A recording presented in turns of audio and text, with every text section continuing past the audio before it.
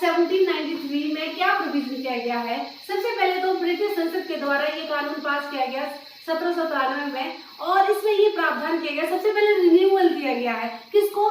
East India company को, जो भारत में व्यापार करने का जो अधिकार दिया गया था, एक अधिकार दिया गया था या अधिकार पत्र, स्वीकृति पत्र दिया गया था, उसको रिन्यू किया गया ब्रिटिश पार्लियामेंट के द्वारा। दूसरा कि इसके तहत, इस एक्ट के तहत ब्रिटिश संसद ने ईस्ट इंडिया कंपनी को भारत में एकमात्र अधिकार, एकाधिकार रूप से, मोनोपोली रूप से व्यापार करने का नेक्स्ट 20 ईयर का टाइम दे दिया कि अगले 20 ईयर के लिए, अगले 20 साल के लिए फिर से ईस्ट इंडिया कंपनी का ही एक अधिकार रहेगा भारत में व्यापार करने का।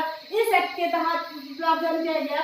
उसके अलावा ईस्ट इंडिया कंपनी को कहा गया कि इंडियन रेवेन्यू जो होगा, इंडियन व्यापार से, भारतीय व्यापार से जो कंपनी को रेवेन्यू होगा, उसमें से 5 लाख रुपए एनुअली ब्रिटिश सरकार को देने पड़ेंगे। ये भी इस एक्ट में कहा गया।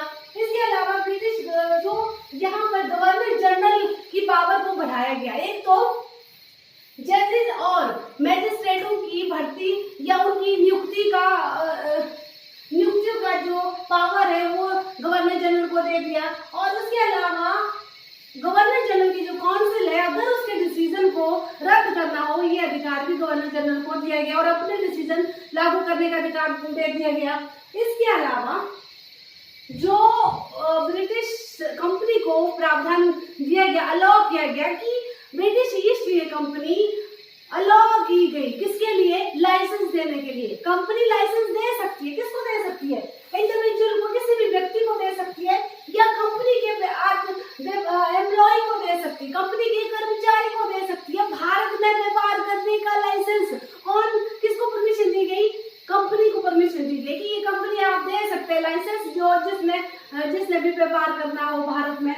तो इसके अलावा सेपरेशन ऑफ जो न्यायिक और रेवेन्यू वाली जो फंक्शन थे, गतिविधियां थी, उनको अलग अलग किया गया। मतलब वैदिक मतलब जुडिशरी वाली और रेवेन्यू वाली, राजस्व वाली दोनों गतिविधियों को अलग किया गया इस चार्टर एक्ट के तहत।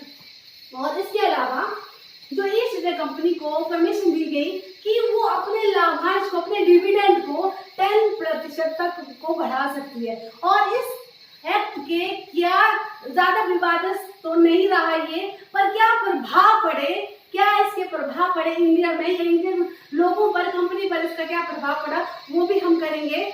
अगर आपको ये वीडियो पसंद आ रही है, प्लीज इसको लाइक करें, शेयर करें और इस चैनल को जरूर सब्सक्राइब करें। अगर आपको इस तरह की इंफॉर्मेटिव वीडियो चाहिए, अच्छी वीडियो चाहिए, तो हमें उत्साहित करने के लिए आप इसको शेयर करें और चैनल को सब्सक्राइब जरूर करें।